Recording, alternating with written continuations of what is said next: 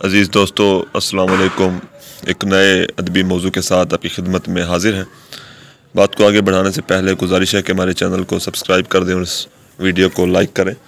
आज हम बात कर रहे हैं कि तकाबुली तनकीद क्या है और इसके फ़वाइद और इसके ऊपर किए जाने वाले एतराज़ात कौन कौन से हैं।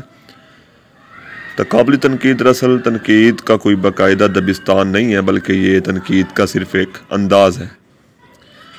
डॉक्टर सलीम अख्तर अपनी किताब तनकीदी दबिस्तान में लिखते हुए कहते हैं, तनकीदी मुबाहिस और इल्मी इस्तिलाहात से कतई नज़र करते हुए आम जहनी सतह का कारी भी शऊरी या गैर शऊरी तौर पर अपने अदबी फ़ैसलों में तकाबुली तनकीद से काम लेता है।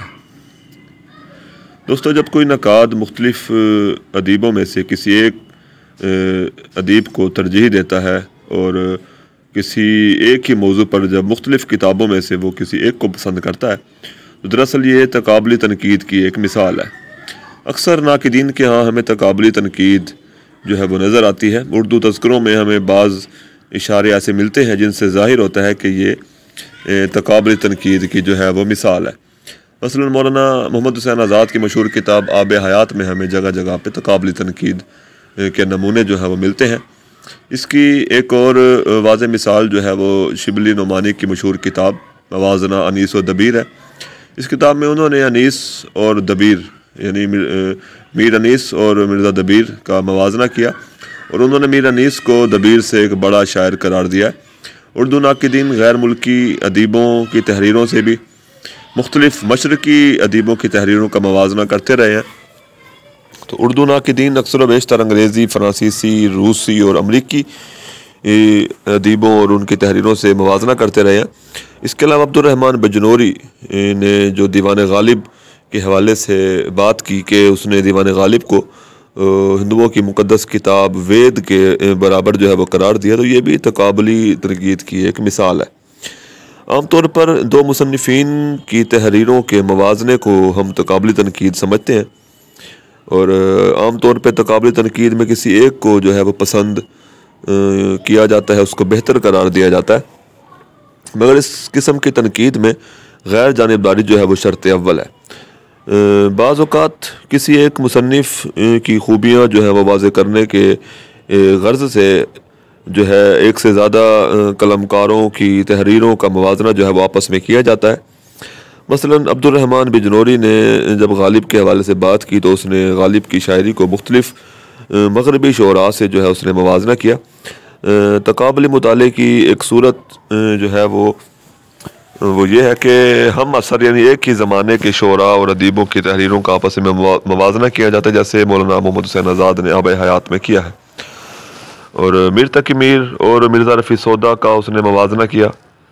इसके अलावा बाज़ मरतबा मुश्तरका सिफ़ात की बिना पे भी हम मवाज़ना करते हैं। हम असर होना भी इस तकाबुली तनकीद के लिए ज़रूरी नहीं है। मसलन मीर तकी मीर और मिर्ज़ा गालिब की शायरी के जहाँ मुख्तलिफ़ पहलू हैं तो उनमें एक पहलू उनकी शायरी में गम का उनसर जो है वो मौजूद है। तो ये दोनों शोरा के यहाँ गम का उनसर जो है वो मुश्तरका सिफ़त है। तो जिस शायर के यहाँ गम का उनसर बेहतर अंदाज में बयान किया गया तो हम उसे गम के हवाले से बेहतर शायर मानेंगे। इसके अलावा तकाबुली तनकीद की एक और सूरत ये भी है कि किसी शायर ने किस हद तक दूसरे शायर की पैरवी की और उसका रंग जो है वो इख्तियार किया है, तो इस हवाले से भी हम मुख्तलिफ़ शोरा का जो है वो तकाबुली जायज़ा लेंगे और देखेंगे किस शायर ने किस दूसरे शायर की पैरवी की और उसकी रंग को जो है वो इख्तियार किया। किसी ख़ास सिनफ़ सुख़न के हवाले से भी हम तकाबुली जायज़ा लेते हैं या हम असर या मुख्तलिफ़ अदवार से ताल्लुक़ रखने वाले अदीबों की तहरीरों का भी हम बाज़ मरतबा तकाबुली जायज़ा लेते हैं। मसलन कुली कुतुब शाह से लेकर अगर हम मीर अनीस के ज़माने तक जो है वो उर्दू मरसिए की रिवायत का जायज़ा लें कि किस मरसिया निगार ने इस फ़न को किस किस तरीके से तरक्की दी, क्या क्या उसके अंदर उसने तब्दीलियाँ की, कौन कौन से उसने फ़न को जो है रिवाज दिया, तो इस हवाले से भी हम तकाबुली जायज़ा ले सकते हैं। इसके अलावा बाज़ औक़ात किसी ख़ास अदबी रुझान, अदबी तहरीक, दबिस्तान से वाबस्ता दो या दो से ज़्यादा लिखारियों, शोरा, अदीबों का भी मवाज़ना किया जा सकता है। मसलन दबिस्तान दिल्ली के शोरा का जो है वो मवाज़ना किया जा सकता है कि कौन सा शायर जो है वो बेहतर है। इसके अलावा बाज़ औक़ात दो या दो से ज़्यादा ज़बानों या ममालिक के अदीबों का भी जो है वो किसी दूसरे मुल्क के अदीब और ज़बान से ताल्लुक़ रखने वाले अदब का जो है वो तक़ाबली जायज़ा लिया जा सकता है। इस तक़ाबली तनकीद पर जो है मुख्तलिफ़ एतराज़ात जो हैं वो वारिद किए जाते हैं।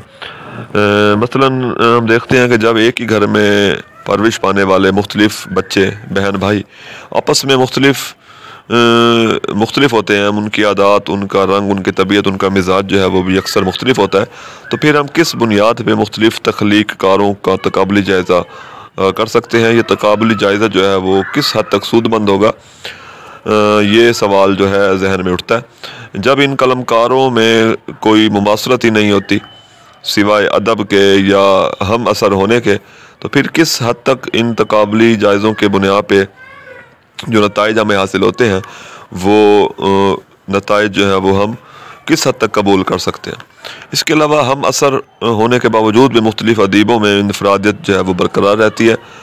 एक ही ज़माने के अदीब मुख्तलिफ नौइयत की तबीयत, रंग, मिजाज रखते हैं, इसलिए भी तक़ाबली जायज़ा जो है वो ठीक करार नहीं दिया जा सकता।